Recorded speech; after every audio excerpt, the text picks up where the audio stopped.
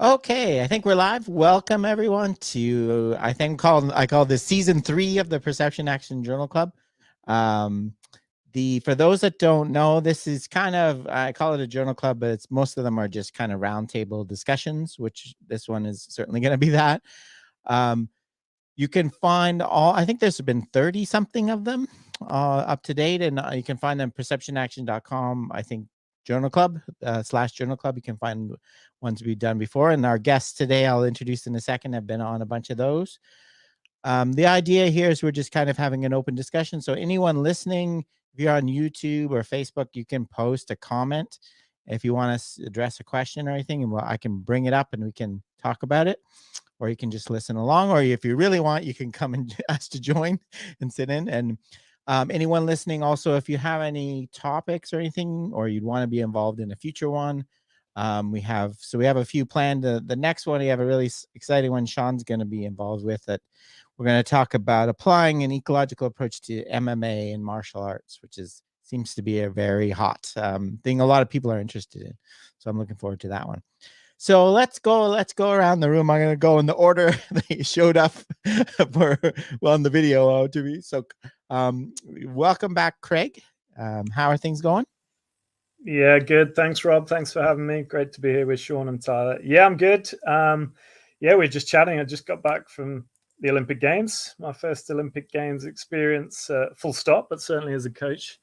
Kind of making sense of life beyond the Olympics. And we're currently also preparing for World Championships. Yeah, so I coach the sport of canoe slalom, based out of Great Britain. Cool. And then Tyler, in my bottom right corner for me. Well, I was not in Tokyo just recently. That's going to be hard to follow there. I have been there, but not during the Olympics. So mine's not nearly as exciting. I guess I shouldn't say that. I've gotten the chance to spend a lot of great time with the kids. I'm not traveling nearly as much, and just getting a chance to work with the athletes over the past 3 months or so. So working with a lot of high school, college, and then some professional football players, American football players. So kind of seeing them off to camp. Seasons are starting now. So that's an exciting time for us. You get a chance to see what's going to be sticky and what we need to work on for next year. So it's been an exciting couple of months. My body's definitely feeling it. I almost at that 40 mark now. So it's a little more challenging to be involved in a lot of the sessions, but I'm happy to be here. Always excited to be on. So thank you for having me.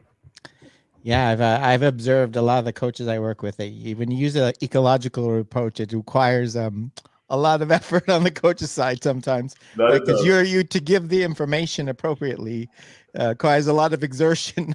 Maybe that's a good way to put it, to your athlete, so that I could sympathize with that for sure.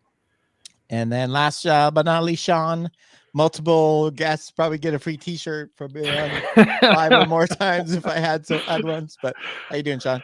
I was hoping we were going to get like gold jackets or something, sort of Hall of Fame like level. But I'll take a T-shirt as well, Rob. Obviously, always a pleasure to be with you. And like you said, we're going to talk again in a couple of weeks here on another journal club oriented around MMA.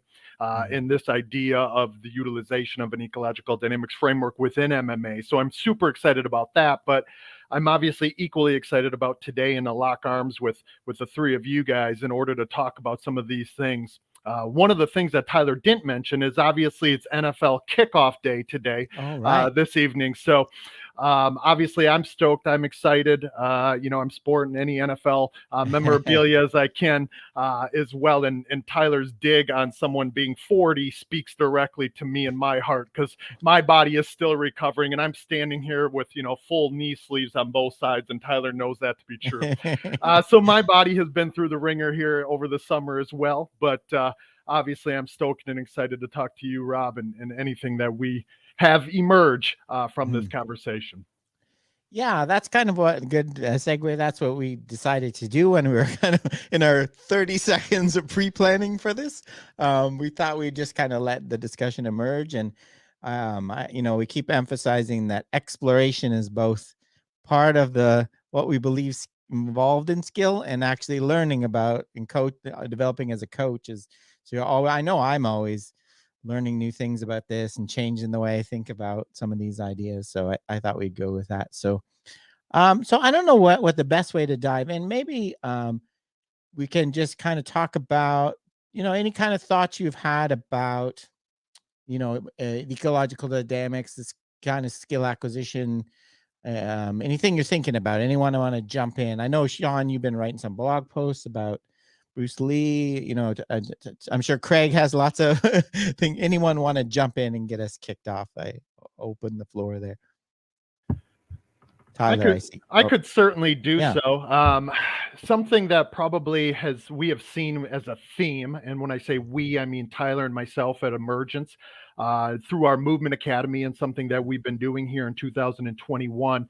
A reoccurring theme within that then showed itself also at the Sport Movement Skill Conference in 21, specifically when Duarte presented, as well as then Danny Newcomb, Carl Woods, obviously a number of individuals who we lock arms with on a daily and monthly and yearly basis.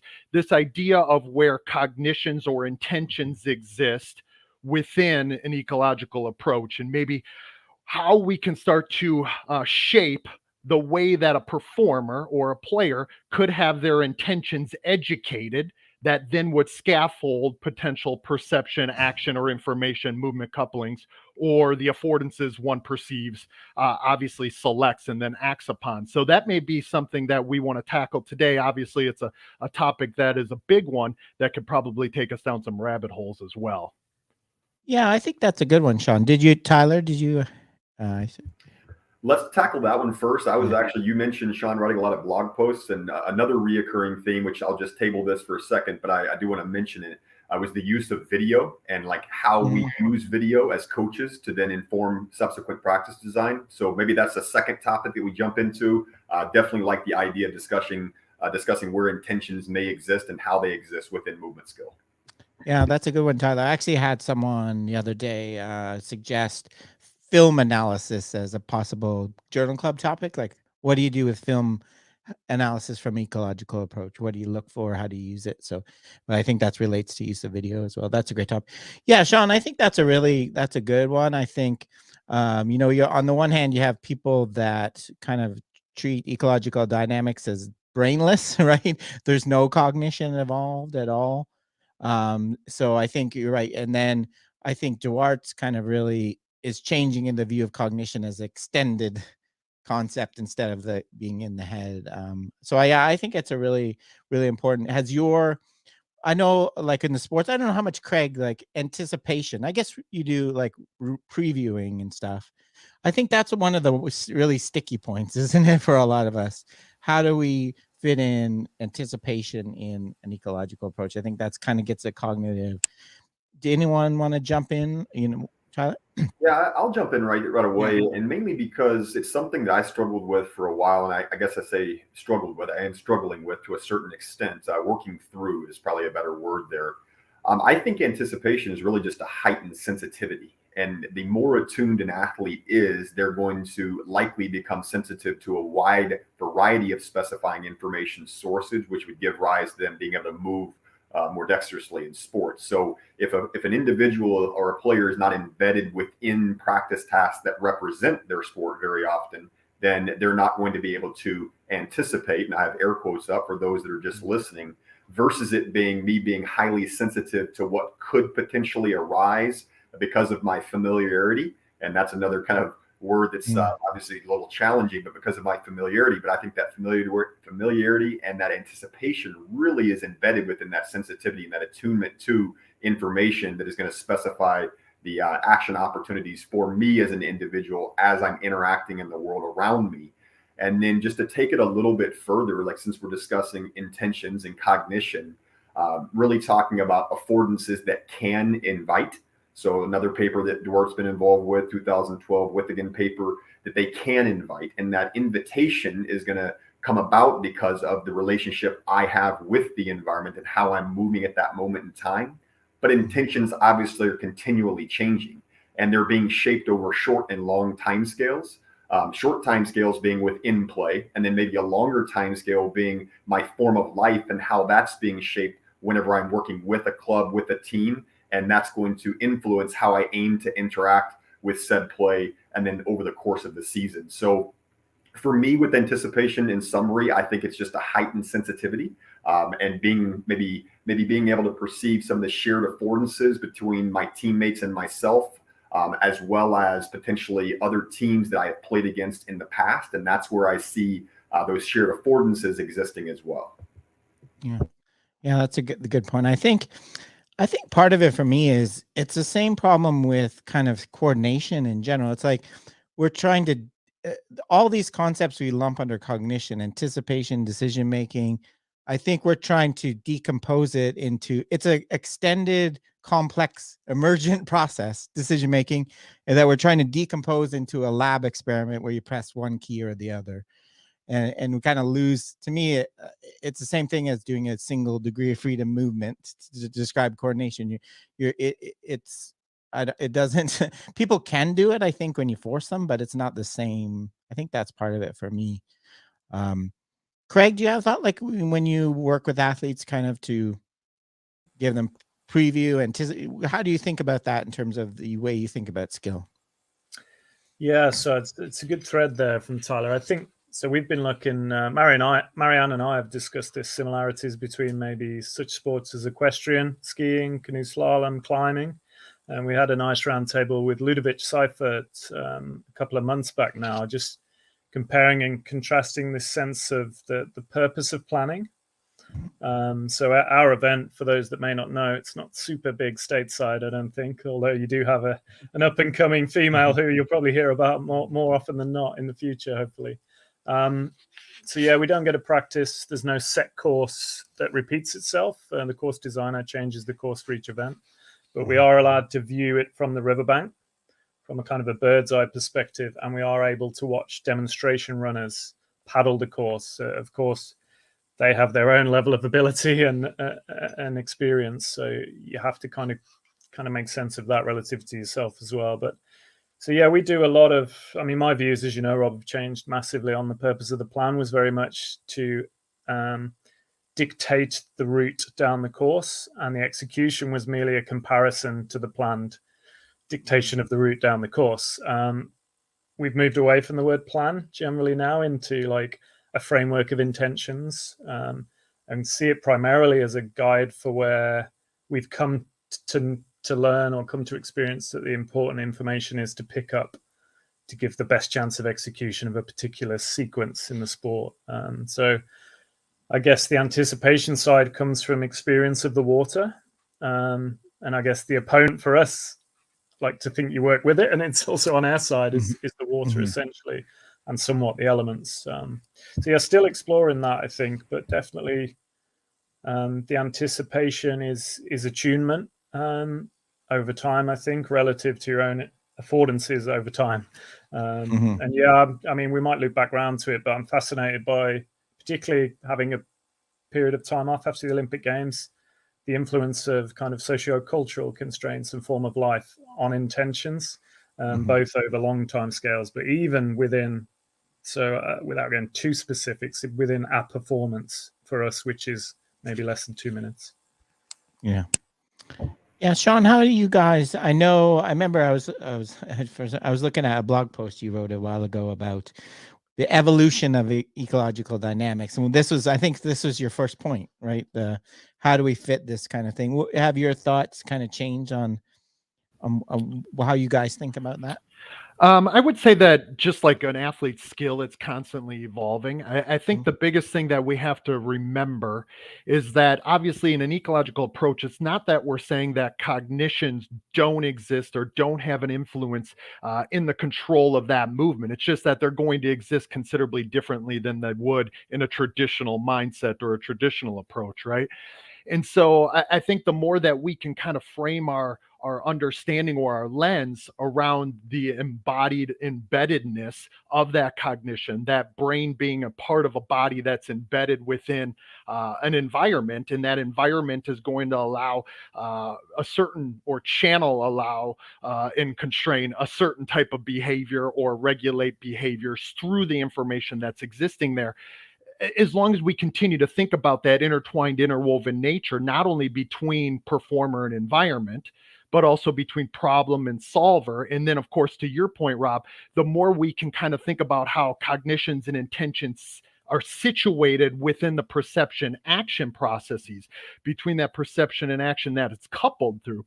And I think the more we can continue to kind of frame our conversations around this, the easier it's going to be for us to reconcile maybe some of the gaps that certain people from the outside that maybe don't adopt an ecological approach are poking fun at or constantly pointing to as to why we might be devaluing cognitions or intentions or the decision-making process. And I don't think that we are devaluing them. We're just situating them differently than other people are.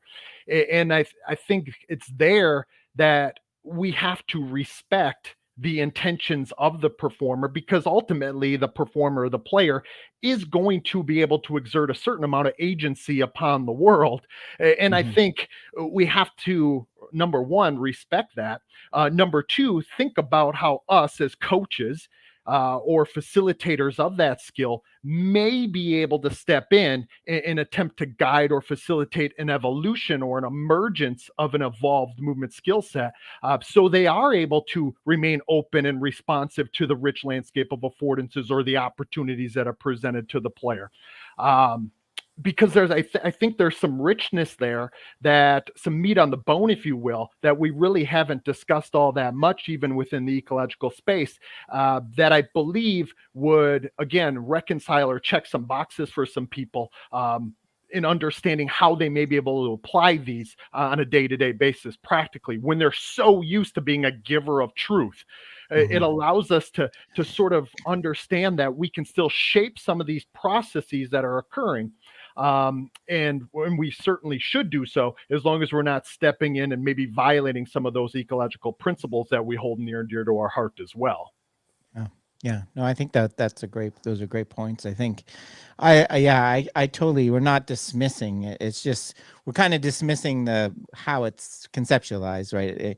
In a very, you anticipate, decide, then act in a very linear fashion. Rather, it's all kind of interwoven. Yeah. Tyler, did you? Yeah, I was just going to mention, I mean, Sean was obviously hitting the nail on the head there. And then what you mentioned at the very tail end, it's not an if this, then that. I mean, I think that would specify that we're just trying to pick up that stimuli in the world, versus it being we're actually highly sensitive to information that we've been interacting with, even though the problems are going to change and the states of organization are going to change. And so if we do so, that's where we actually are able to have this kind of conduit in a certain way between the intention and how that perception action coupling works, and how it's actually occurring whenever it's unfolding in the real world. So it's not an if this, then that. And Sean mentioned agency. If we have agency, and that is in fact the case, and it's that relationship that I mentioned earlier between the physical properties of the world and then the individual and how they're moving, well, then that's going to allow for emergent decision making that's going to be unique to that particular player or to that animal that's moving. And so to me, that's where those intentions are living, or that's where it is for me at this moment in time. Obviously, my thoughts will continue to evolve. I feel as though that it's obviously been a little bit misconstrued as far as from an ecological perspective, like we're all mentioning. It's not that cognitions don't exist. Like, obviously we have a brain, and obviously it's going to be embedded, like Sean mentioned, it is embedded within a larger system, and then we are embedded in even a larger system. And how we act, though, is going to be very much contingent on how we are shaped over the course of short and longer timescales, going back to the point I made earlier about form of life. And so for me, that's kind of that's where agency is for me. And that's why I think it's so unique, to know that J.J. Gibson, when he talked about the environment being not being a collection of causes, but rather a manifold of action opportunities, to me, that leaves agency on the table. Yeah.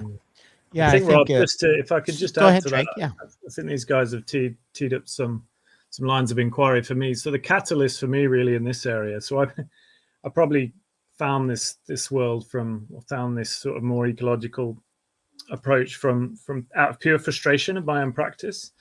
And I think what the guys have described beautifully there, if I bring that into my own world of coaching practice, I think not only my own, how I was constraining athletes' intentions or plans on the water, but also my mere presence or how they were. I used to find that essentially I feel like a more ecological approach is actually freeing up cognition. It's freeing up attention to be placed in more productive, more openly responsive environments. So I'll give a ground example is that that used to frustrate both myself and athletes, and we still have it. We still fall into it. So still learning on this journey is that when we used to set that sort of train track rails down a heavily adaptable, flux environment such as white water, a big part of cognition was the evaluation against a predetermined route. I don't know whether that's the same as set plays for you guys. As a Brit, my NFL knowledge is weak, so I'm not going to go too deep on this. And it would be frustrating, and it would inhibit their ability to pick up on information that could potentially perceive affordances that lay within their ability. So such phrases as, I knew that was going to happen, but I couldn't do anything about it. 5 meters away, I have a hindsight view, maybe detached of emotion. And I kind of thought, well, this is a reflection on the practice design we're setting up here, because, there's affordances still available in this environment. So we need to look at how we train it. And we need to try and move away from having a predetermined plan that is priming attention on evaluation against something that isn't existing in real time. I was just going to mention just very quickly on the onset of your comments there, Craig, I found that fascinating, but it almost sounded as though you were describing someone that had a lack of skilled intentionality, to a certain extent, where they're not open and responsive if they are overly constrained and their intentional degrees of freedom are overly constrained. And I use that purposely there as far as the intentional degrees of freedom, because I do not believe it's just the motor system degrees of freedom. And I don't think that even Bernstein was alluding to the fact that was all he was discussing either. So I just found that fascinating, because you didn't even say skilled intentionality, but you used the word open and responsive. And so I love that. Yeah, I really like that idea too, Craig, of opening, because I think we tend to think of, if you think about NFL, like anticipation is all these probabilities and things you learn about your opponent. They're going to go left on this play. And the traditional idea is we're processing all this in some complex way to predict what's going to happen. I think it's much easier to think of it as it's like an informational constraint, right? My opponent likes to go left is the same way as adding an informational constraint in practice. Like here's a new rule. It doesn't give you the solution or make you do this complex process. It's just pushing you into another space to solve, and it's opening, kind of guiding you. I think that's for me, it's a much simpler way to think of than they're doing a Bayesian computation of all the probabilities for this athlete. If we can make our experiments right, we can make it look like that. But I think I like that idea a lot, Craig, the opening. Yeah. Rob, you mind if I ask Craig a question real quick? I'm just fascinated by something you mentioned earlier on that I find fascinating. And you're right, as far as paddle sports is something I'm intrigued by, even more so now. I had some horses in the race, or you did, that I got a chance to see, on the Olympics. When you mentioned that you get a chance to observe the route from afar, is that the day before? Is that 30 minutes prior? Like, when is that? Because I think that is going to be, obviously, the world's its own best model. As Sean has mentioned, we were just talking about that yesterday in a call for the Movement Academy. But when is it? Because I think that could be really intriguing as far as how that guides their intentions. Yeah, sure. So I'll probably preface the conversation by saying, when I was a wee man or wee boy, we were brought up in a very natural canoe slalom environment. So rivers would often change volume really regularly. That's not good enough for Olympic level sport anymore. So we're in a very much artificial play park now. So conditions are somewhat managed in terms of river level and things like this, but there's a lot of flux. So the short answer, Tyler, is the day before, generally, or the day before the event starts, but you may be 3 days into the event before you start. So, for example, one of the athletes I coached at the Olympic Games would have seen demonstration runs, I think, 4 days before they started competing. And then they would have seen the world's best in different disciplines compete on that course 2 days and subsequently into their competition. So yeah, there's a definite case, and we train for this in simulation training, or other people call it different stuff, but I guess representative training led by the athletes of, like, that balance of information overload can be too much. It's hard, even from an ecological approach as a group, where if you watch too much of people doing, it's easy to fall into a trap of that's how to do it. And that's how I need to respond. I need to be on that particular stroke on that side of the boat at that point. And I think you do see variation of people, going back to my earlier point of, like, I don't know whether you see it in team sports, I'm guessing you do, but if they're not on that stroke, you see some people can't just freeze, I guess, is what you see. It's like, whereas other people will just kind of won't be able to articulate, which I paid too much attention to. Can they articulate what they're doing? Because that makes me feel good as a coach, and my organization will be pleased with that if I can show that they can. But actually, what I've found is that generally people will just have a broad concept of what they're doing. So like, I want to move left to right. These are the conversations we'll have now, rather than I'm going to position myself here with that angle there and jump off that stroke there and land looking there. It's very, very much more holistic than that, I think, to free up and allow perception to reflect the fluidity of the environment. Yeah. Well, that's really interesting. We have a question I want to bring up here from Scott. So the difference between action capability and technical capability. I want to give this is something I thought about a lot lately, so I want to get you guys. So I like to distinguish between action capacity and a skill. Okay. Action capacity for me is something that is the only function of it is itself, and it's not really information driven, other than maybe proprioceptive information. So I'm talking about things like speed, flexibility, strength, right? Things you typically associate with strength and conditioning. Yes, they involve information, and you have to be skillful to do them. So I'm not underplaying them, but the idea is if you increase your action capacity, it gives you more affordances, opportunities, right? If someone, an NFL athlete, trains with a sprint coach, it's going to open up more opportunities for action. It doesn't mean they're going to take them. It doesn't mean they're necessarily, but so that's me, action capacity, versus a skill is purposeful and information driven, right? And the problem I think we get in this information is when we confuse a skill with a capacity. And the classic example is agility, right? Agility is a skill. It's a purposeful, information-driven thing, getting around an opponent in football. It's not a capacity you can train with ladders and cones because you're breaking apart, right? So you're treating it like it's a strength conditioning in a gym when it's information-driven. That's my.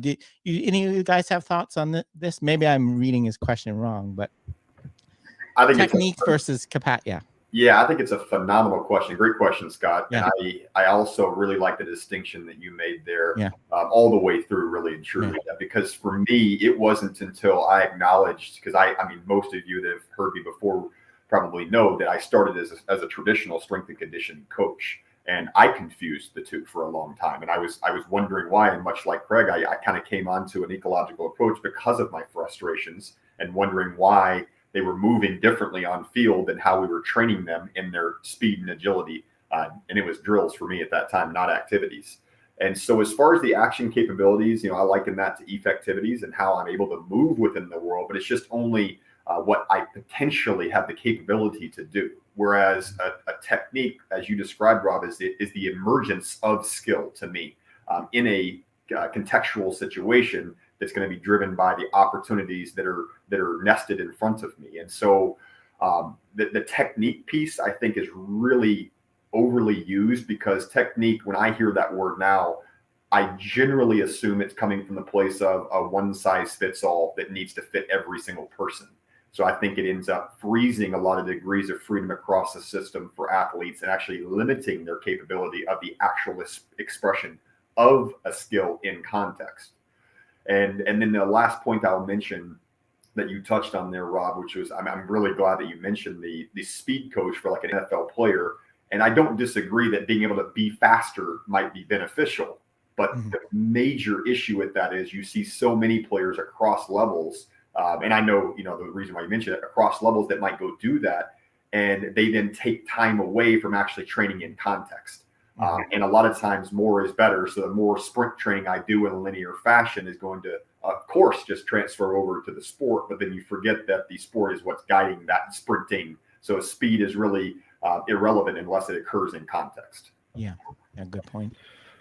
Scott or Sean, I see you. Well, I think it's there in what Tyler's mentioning at the end that is really vital to this discussion in regards to training in context versus out of context, right? Like we can really only acquire skill, and I use acquire very loosely there. We can really only form functional synergies with the problems of the world in context, because that context is going to shape the content being the movement solution or the skill which emerges.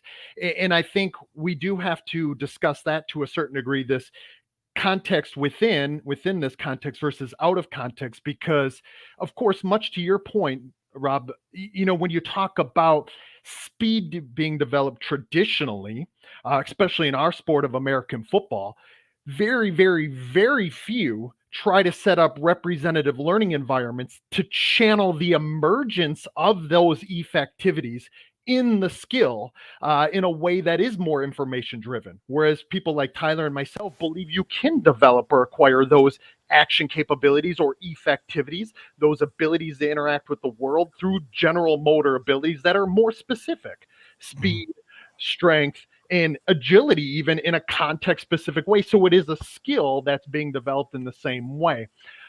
Because of course we know that we're not performing or executing in a vacuum. We're performing in a world that's alive, and those problems that exist there are alive as well. So even, I hate to steal any thunder from the mixed martial arts conversation we'll have in a couple of weeks, but you see people, and I think people like Scott and Josh are coming at it from this direction as well, that they believe, or that not they, these guys, but MMA, many people within MMA believe that, say, the development of some sort of technical competency, such as striking a bag with some sort of combination or even some sort of action, is then going to naturally give us the ability, or maybe a toolbox to draw from, that could be executed within context when the problem offers us the opportunity to act in that given way. In fact, after I presented at the Sport Movement Skill Conference about Bruce Lee and his influence on me and this adaptability within an adaptability mindset, I actually had a number of people reach out to me and, take screenshots of Bruce Lee striking a Wing Chun dummy or hitting a bag, so on and so forth.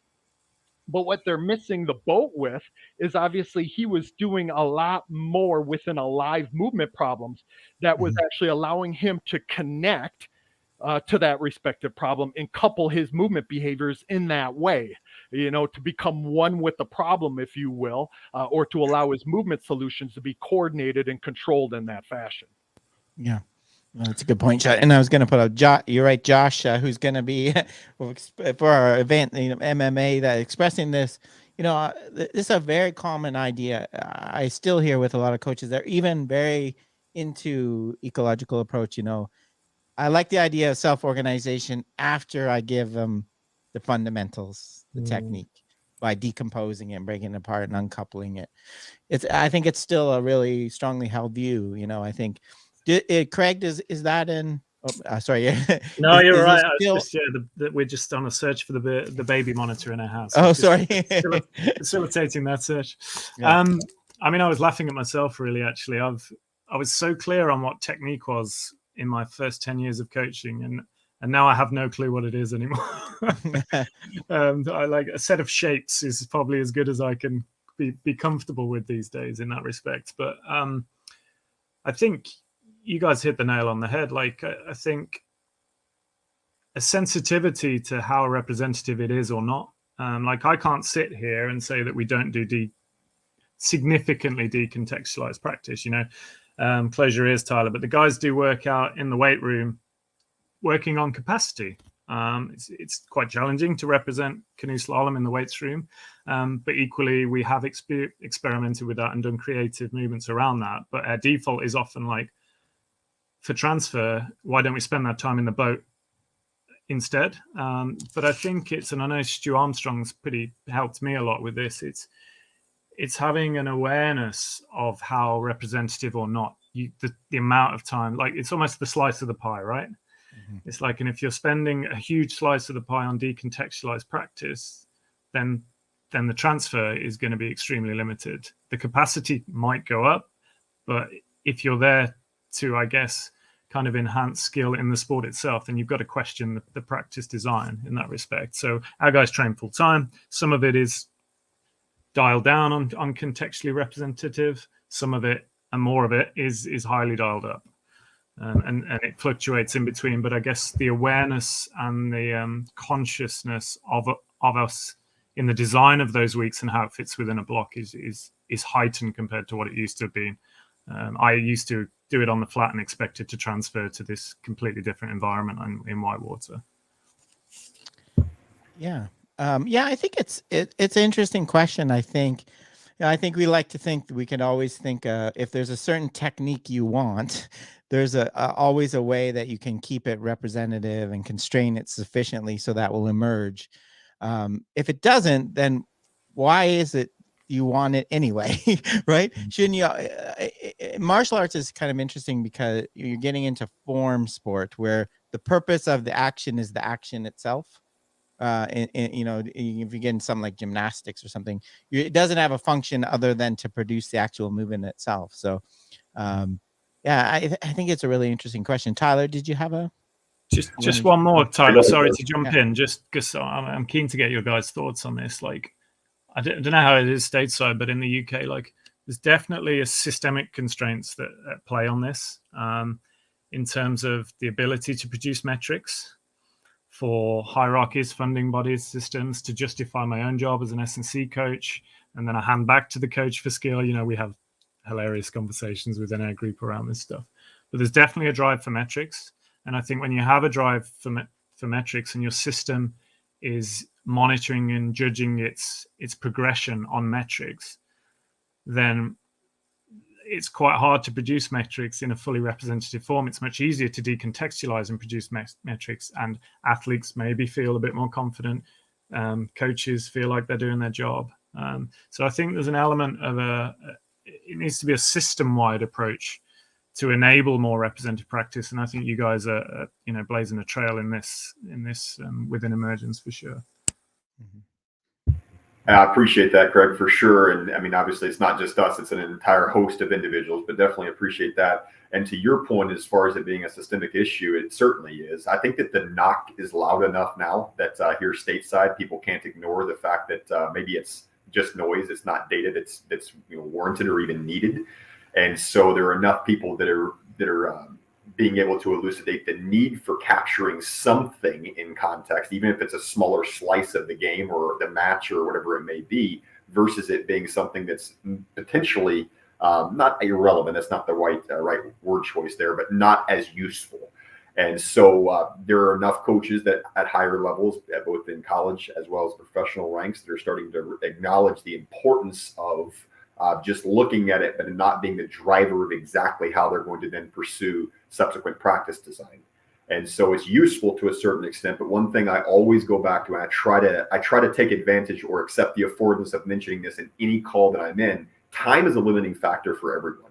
And if that is in fact the case, then why am I going to waste some of it in decontextualized, isolated tasks that are really not going to tell me much about how I can move in context? And even in sports, like a sport that Rob is heavily involved with in baseball, is starting to at least hear and acknowledge the importance of maybe it's just noise and it's not data that I need to use. I mean, I see it all the time on Twitter. So I'm at least encouraged that it's becoming more prevalent. And just one last thing I'll mention, I'll be very brief with this. I mean, I obviously still prioritize the importance of expressing skill in a strength and conditioning setting. I just do it very differently than I used to. It's actually the reason why at Emergence we created our weight room course. It was I started asking myself this question, like, if I am ecologically driven over here on the field, well, why am I technically driven over here in the weight room? And if that's in fact the case, aren't I confusing my athletes? And they were telling me that's one reason why I started to realize. So I realized right then I needed to prioritize autonomy and ownership in here, and potentially be able to open up system degrees of freedom. That way they could be potentially harnessed later on when the information becomes more specific. Yeah, sorry, the time points one for me, Tyler, too. Especially like kids are playing all week at home in their backyard, playing by themselves with a ball. Then they finally have a bunch of players to interact with, and you make them play by themselves with the ball. Like, it really, to me, it's really frustrating. But sorry, Sean, you wanted to step? Yeah. No, I was just going to jump in and say that I do find the conversation about, that you mentioned earlier, Rob, where people say, well, I got to work on this technical execution or competency over here. And after I do enough repetitions, it's just going to naturally emerge and self-organize without realizing that you're violating sort of these key tenets of that which what we believe in regards to self-organization, right? So for me, we can get that technique to potentially emerge in a more alive movement problem where it's coupled in a perceptual, cognitive, and action-oriented way if we learn how to constrain to afford or manipulate constraints to scale that information to allow that information or that alive movement problem to meet said performer where they are. And it can likely still involve an alive opponent on the other side as opposed to a bag or a Wing Chun dummy. Yeah. Yeah. Or an agility ladder or cones or what have you. Yeah. The idea you can train it out of context and plug it in so it will use the information at the right time, the right play is very big leap. I think a lot of cases. So we had a question. Jeremy asked a good question here. I wanted to, what happened if you take an expert and you break apart a task, what happens to their performance? And I can answer. I don't know how you guys, in general, research has shown you get rid of expertise. The farther you remove, expertise is highly specific. The classic studies on Babe Ruth, and there's studies on Dodd Bradman, the cricket player. They have reaction times, simple reaction times that are slower than most people. Like if you take it out of context, they're not special at all, right? Even if you ask cricket player, there's some cricket players and baseball players that have trouble hitting off pitching machines. There are some of the best hitters. And so I think there's a general finding that as you move away from the real thing, expertise starts to just get smaller and smaller, because expertise is all about context, right? It's all, they're not generally, there's some general abilities that might extend to other sports, but so that's a good question, I think, for sure. And there is obviously some research specifically in martial arts. Obviously, we had Dominic Orth speak and present for the Sport Movement Skill Conference, and he has produced some of this research. He's been part of some of this research in regards to how creative motor actions may emerge.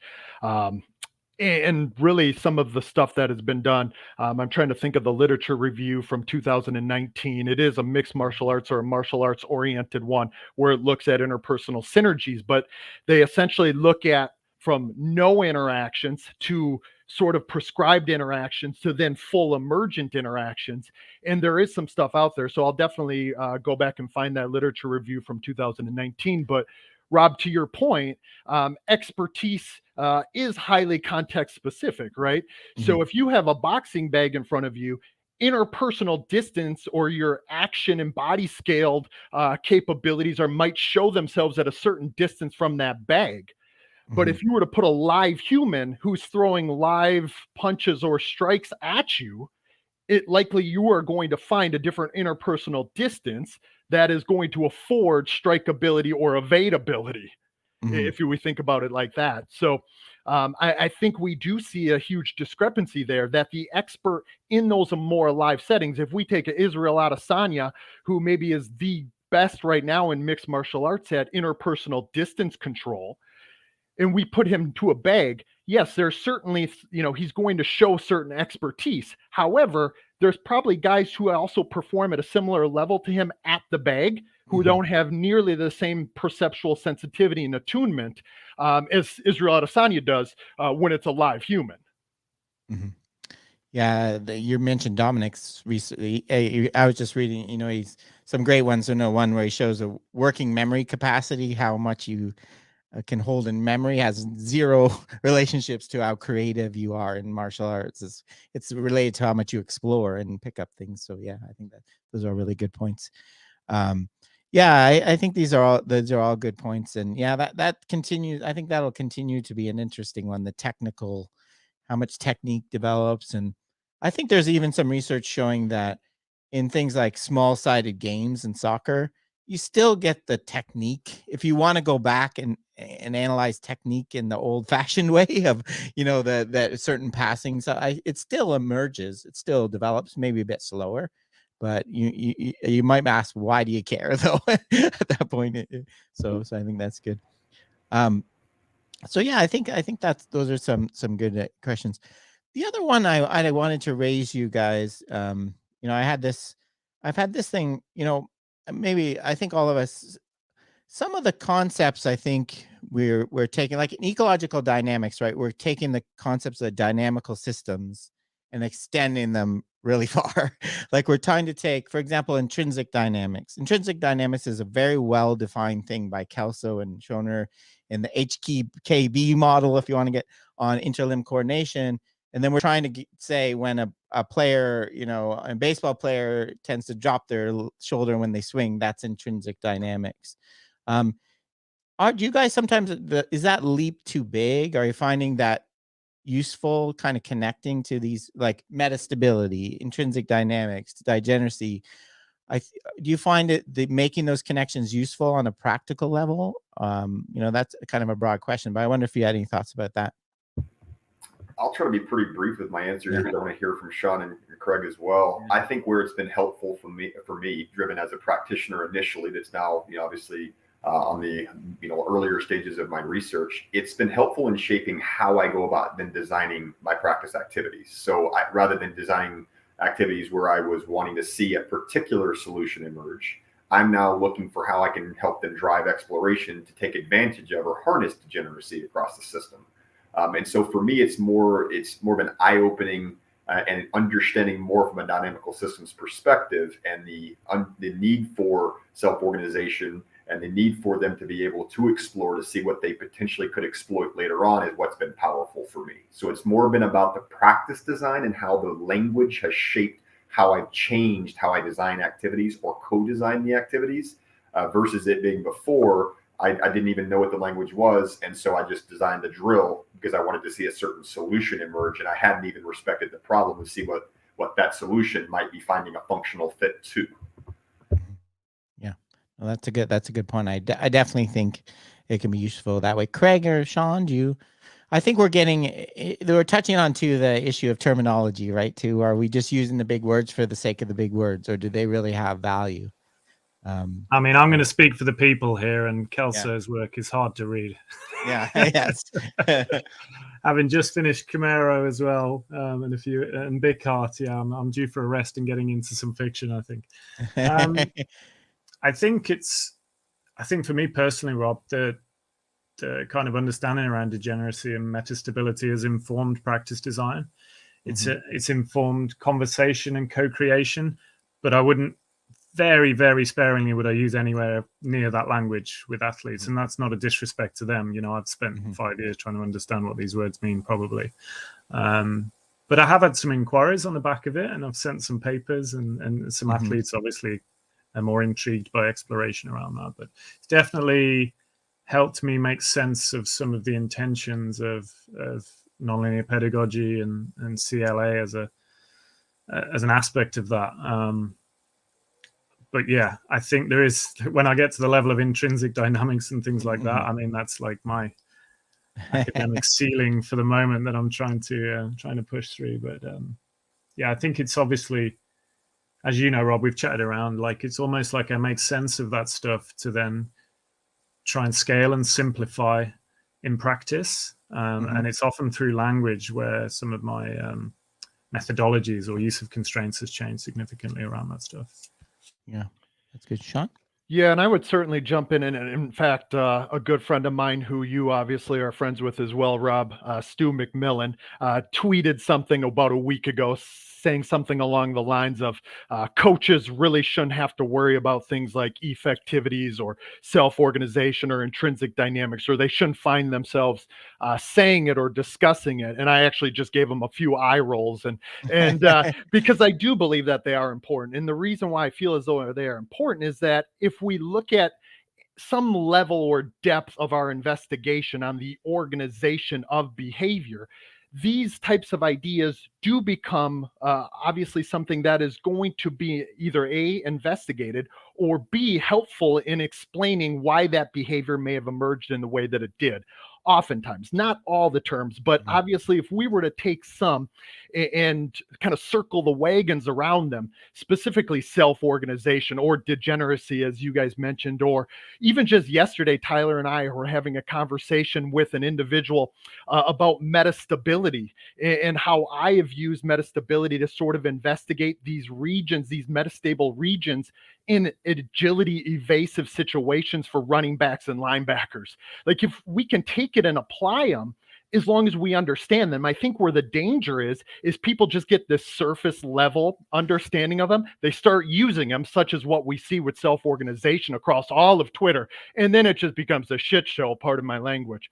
Yeah. Because, people are using them in the incorrect way. And then we get the finger pointed at us, such as like, well, those ecological dynamics junkies, they just let them go self-organize over there in the sport. It's like, you guys are seeing and witnessing self-organization as well, even if you're highly constraining through your coaching methodologies, So like, I think the words are important and the theory can inform the practice as long as we're informed about the theories in the correct ways. Yeah, no, I think those are all great points, guys. I would agree that, I think like Kelso's work, even though it is, Craig, I agree. It's and Turvey's work's very, very, dense, but I think it's good. I think we believe it's a good description of what's going on with coordination.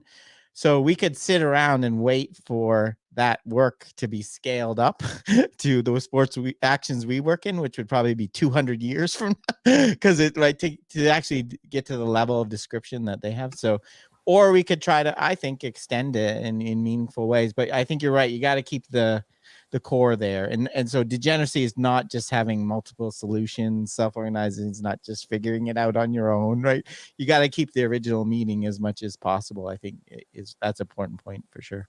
I think what is encouraging, Rob, I don't know whether just because I've had a bit more time, I've discovered this of late, but I think a lot of the research now in ecological fields is adding a really nice practical application side to it, which you might find the theory and the language dense in the sort of opening gambit of a paper, but then when it's applied by lay people like myself, and there's often like two first person aspects to a paper these days, which I think is making it much more accessible in terms of what it means for practice design, what it means for language, what it means for interaction, what it means for co-creation, etc.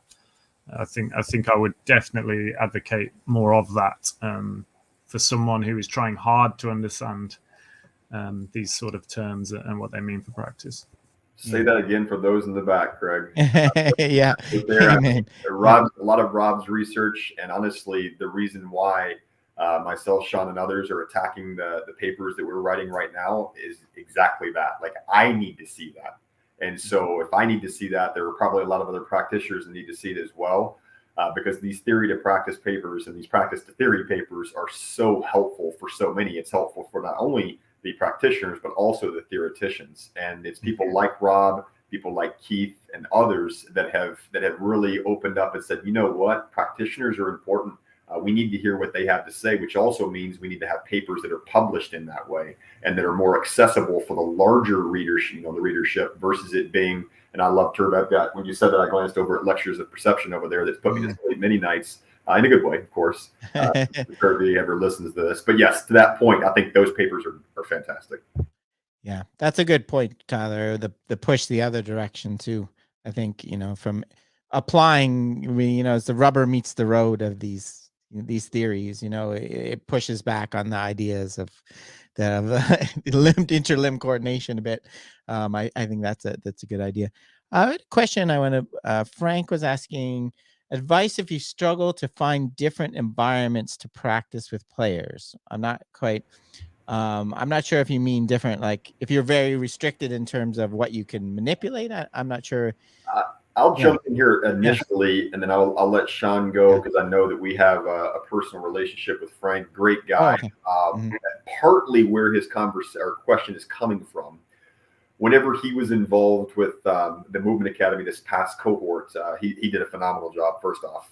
Secondarily, would say he's in Ireland. And so in Ireland, the weather conditions are similar very often for tennis, which is the sport that he works with. So, it's going to be gray, overcast days, potentially windy, wet. And so being able to have different environments that they're interacting with, that way, if they do have a sunny day or the conditions of the light change, the ambient light available. So I'm assuming that's kind of the direction of where his question's coming from. We talked a lot about it in our call, but I will tell you that it was something that he admitted, which I loved, that that's not something he thought about beforehand. It was like, oh, I can use a scoreboard and have the actual score displayed, and that's going to be a constraint that's going to shape my behavior. Or I can have the athlete change their shoes, which is going to affect how they interact with the surface, even if the surface is the same amount of wet. So I'm assuming that's where his question's coming from. If that is in fact the case, Frank, clarify for us so we can pinpoint. Yeah. Yeah. Sorry, I think where Frank is coming from is something that I poked and prodded him a lot on throughout the 6 months of the Movement Academy, which was, if we're going to facilitate more dexterous movers, meaning the ability to solve any emerging movement problem in any situation, it also means in any condition, much to what Bernstein stated. And I think those conditions, in allowing the performers to practice in various conditions, diverse conditions, is something that actually is very important to me, as it is to Tyler and a number of other individuals who sort of have adopted this problem solver paradigm way of thinking. Because I think that as we change conditions, we obviously change the context or the confluence of those constraints. And of course, then we change the movement behavior, the movement solutions that can be channeled from it. So I continually sort of challenged Frank throughout to find ways, and Tyler did as well, to find ways to change those conditions, maybe practicing on different tennis courts at different times of day, under different environmental or weather conditions, much to what Tyler mentioned. Maybe you're going to a different court altogether. Maybe you're doing as much as you can, this surface versus that one, because most people have heard me talk now about this idea of adaptability within adaptability that sort of was a play on Bernstein's repetition without repetition. To channel the adaptability, the immediate emergent adaptability of NFL players a number of years back, I started frequently changing conditions, meaning literally day by day by day, maybe even intra-session, changing from one field surface to another, or attempting to actually say maybe practice in the rain or under varying weather conditions, just to allow players to sort of struggle through that themselves and learn to move or learn to problem solve through all the confluence of constraints. Yeah, that reminds me, this makes me think of a question I've been getting a few. What are you guys' thoughts on what are the relative value and kind of usage of what you might call rule-based constraints, where you just verbally tell an athlete, you can't go left. You get 2 points if you pass, do this, you get 1 point if you do this, versus a more physical constraint, like changing the surface, changing the equipment, tying the arm. Do you have like a preference of one over the other? You think they're both valuable? What do you any thoughts on that? I'm happy to start. Yeah, sorry. Yeah, Should have pointed at someone. See if Craig was going to unmute there. I wanted to give him the opportunity. I prefer the latter to be the larger amount that I use. So it being much more about it being implicitly driven versus it being an explicit instruction that I hand the athlete. Now, obviously, I still believe in that because it's not telling them how they have to solve the problem. It's just channeling or potentially limiting what they're capable of doing. But I think we run a really tight rope there of maybe nudging them towards a solution that we want to see by doing so. Now, I think if that's informed by video analysis, film analysis, in-person analysis, and we're seeing a similar non-functional solution emerge on a regular basis, I think that's what we can use to destabilize maybe that non-functional solution, or one way that we could go about destabilizing that non-functional solution. But if we're telling an athlete you can only, like I'll give you a practical example. So if we're in the sport of baseball and you have a pitcher that's really struggling throwing a particular pitch, and then you tell him you can only throw this pitch here, by only throwing that pitch there might get him in trouble, even though he's exploring ways in which he can go about throwing that pitch. So it can be beneficial, but I think it's how often we exist in that space versus it being allowing him to open up that movement toolbox, if you will, and do it across conditions versus it being telling him, they have to throw this pitch, or you have to cut right here. I don't care which angle of right, but you have to cut right. You're now, in some ways, you're not allowing that information movement coupling to be as tight as it possibly can be. Yeah. I agree with that, Tyler. I think there's a fine line between over constraining and gifting the how, isn't there? And the how being based on your prescriptive idea of being right in or out of context. So I've used both, Rob, I would say. Definitely used both. So a colleague and I wrote some challenge cards, which we piggybacked an idea from another sport to kind of like have fun, creative ways of little challenges. And some of those, for example, in our sport might be you can only paddle on the left side of the boat. And I think where these, and I would write them very different now, 2 years on with more experience and things. But the idea of that was maybe if they hadn't picked up on an affordance at this point, was to invite them to explore it, but not tell them how to explore it. So, and the beauty of it was that you would see different versions of use of the left of the boat. It's a bit like when you say something that you think is obvious to a child, right? You know, hit that there. There's the old classic videos on YouTube, isn't there? Like, you know, keep your eye on the ball and they press their eye to the ball. It's that kind of, you're always creatively surprised by some solutions that emerge. But the preference, I would say, yeah, particularly at certain levels, and the scaling has to be right, is one thing that's been really important in my journey in canoeing. So it's a lot about how you're fixed, how the boat is part of your body, effectively. So you're at one with the boat. It's just an extension of you. And then likewise, when you embrace the water, what I used to do was just kind of tell them how I think they should sit. One thing that was interesting was when you start removing things, like my early experiments into constraints was maybe removing like the footrests. So we stabilize and load trunk into power through a resistance against the feet in one of our disciplines. And it's really interesting when you take that away and just allow them to explore with and without, and they start to find different solutions to the movements and start to attend to different things.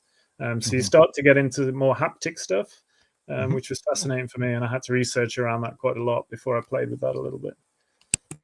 Yeah. No, I think those are great points. I kind of have the same. My response was the same. I think, like in Frank's situation, sometimes that's all you can do, right? Is rule-based constraints are easier. But I think I definitely agree with Tyler. That prefer the other. I think, I'm thinking of things like in small-sided games in soccer, you could say, you have to pass 3 times before you shoot to get players to move the ball more. The rule ones, one, it creates kind of a cognitive load on the players. If you have too many of them, they have to remember. And 2, I think they can lead to people doing artificial shortcuts to get around your rule instead of receiving the affordance. Like they'll stand out in the center line, pass 3 times, then go, instead of picking up your affordance you're trying to encourage, they shortcut them a lot more readily than the other type of constraints. I'd personally rather see it driven by questioning, a line of questioning versus telling them they have to do something. So like, have you explored moving the ball a number of times prior to pressing? Have you explored what it looks like moving towards the boundary here, which is effectively maybe moving right or left? Have you explored what you could do as far as exploring the space towards the boundary? You're kind of saying the same thing in a lot of ways, but it's more of an open-ended kind of educating their intention and attention and how they may aim to interact with the similar behaving problem next time. So I think that's how, not to go, I don't know if we're gonna have enough time today for film analysis, but kind of going down that film analysis route, obviously the next problem they're going to interact with is going to be the best problem versus it being what they were doing prior. But that's how you could potentially use what you've seen them do as far as this emergent tendency is, have you explored what you can do if you moved faster into this particular problem or a little bit slower? And all that's doing is going to change the perception action couplings and how tight that may be and their ability to move within that problem. So I prefer a line of questioning. It's something that I've talked not only with everybody on the call here, but Carl Woods about a lot as well. And I just think it's really powerful. And I've gotten some great responses for athletes and seen things emerge I would have never thought could have happened, but it did because of their action capabilities. Yeah, that's it. That's a good point. Sean? Yeah, I would just add that those that are maybe dabbling in the use of these more rule-based constraints, to be awfully careful about allowing the athlete to sort of miss the most specifying informational sources within the respective problem. Like they're almost just searching for that opportunity to maybe just say go right, that they actually miss the most pertinent or most relevant specifying information sources. I'm thinking specifically in agility-based or evasive situations. Tyler and I have had this conversation on a number of cases, because I think the more that we can implicitly allow them to exist there, the more likely it is that we allow the movement solution to truly be emergent. Now, sometimes that's going to lack functionality, but of course, at least what we can ensure is that the information that's going to be there in the competitive performance environment is still going to be present, and that that's going to be the information that's going to regulate their behaviors. So they almost just search for an affordance when it's a rule-based kind of constraint being used. They just search for an affordance that isn't actually going to be there in that way, or might not be the most relevant one when we get into the real alive movement problem.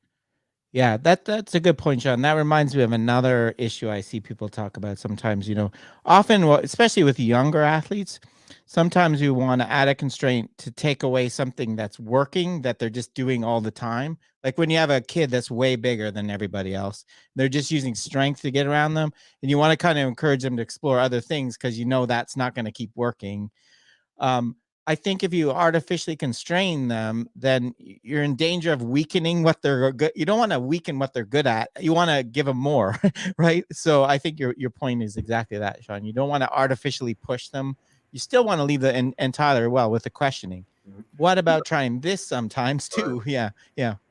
Do you mind if I give you or give the listeners a highly practical example, just Sure, to yeah. illustrate the point that you're making? So when you mentioned it, I immediately thought about one of the athletes that I partner with that plays at a high level Division II American football school here in the States, and he was exactly what you described. He's a physically, good looking specimen, and so because of that, he uses that physicality, and he was in high school quite a bit, and it was kind of a go-to solution of his, was to seek contact constantly. Now, it worked for him in high school, and it worked for him a lot of times in high school. But knowing he wanted to play and is now playing at the next level, I just know, because I've spent a lot of time working at high-level sports in American football here, that solution is not going to work all the time. But I don't want to destabilize it to the point to where he's not able to use it when it's needed. So what we've done then is design activities to where the entry point of the defender, or the entry point from where he may be catching the ball, is a little bit further away. And at first, it was just that was all we did, how we changed it, where I may actually have the safety start from a position that's a little bit further back, or the linebackers start from a position that's a little bit further outside of the problem-solving space. And then you have the catch point occur. Well, there's space there. Right away, we started to see him explore what he could do with the space, but then it had to be driven even further, such as, and he won't mind if I mention his name, such as, Cam, what do you think you could do with the space around you after the catch? Or what's your intention here? Well, I'm trying to break a tackle.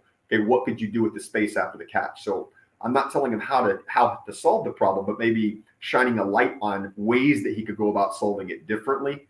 And what we've seen just over and over and over again through film analysis is him now starting to see how surgical he can be with some of the openings that emerge in that space versus only seeking that contact.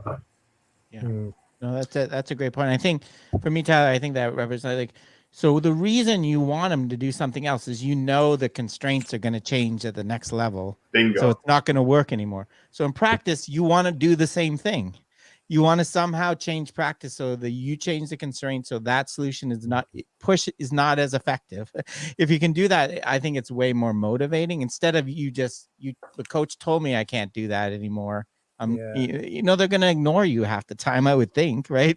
Why would I stop doing stuff that works just because a coach? But if you can create something where it actually doesn't work, it's not as effective, then I think it's way more powerful. Craig, just to chip in there, I think a few of the presentations, I know he presented at your guys' conference as well, the sports movement conference. So Danny Newcomb stuff, there's a lot of interesting stuff around scoring systems and how you can invite or constrain, and the scaling around that, but also being mindful of the effects of that in what you're talking about there, that it can actually take away affordances as well as invite them. So some interesting stuff around that. I guess just a word of caution, a bit of humility from my side, listening to you guys. I don't know whether you'd agree with this. I think it's okay to go down the law-based route, because for me, a lot of my understanding and growth why I might lean another way has come through my own exploration, my own ecological exploration of constraints. And I think I certainly don't feel in a position to dictate people to draw to a certain one, because it's been a massive part of my journey and how I feel more skilled now by exactly what Sean said, kind of anchoring to more specifying information, having had iterations on the route to get there. So I guess it's okay to explore, take people on a journey and co-create, and just have reflection around it. Yeah, for sure. No, I think that, definitely. I don't think any of us are saying don't use them. I think you just got to have the right place. And I especially when it can push someone to realize an affordance, maybe, or information they're not picking up.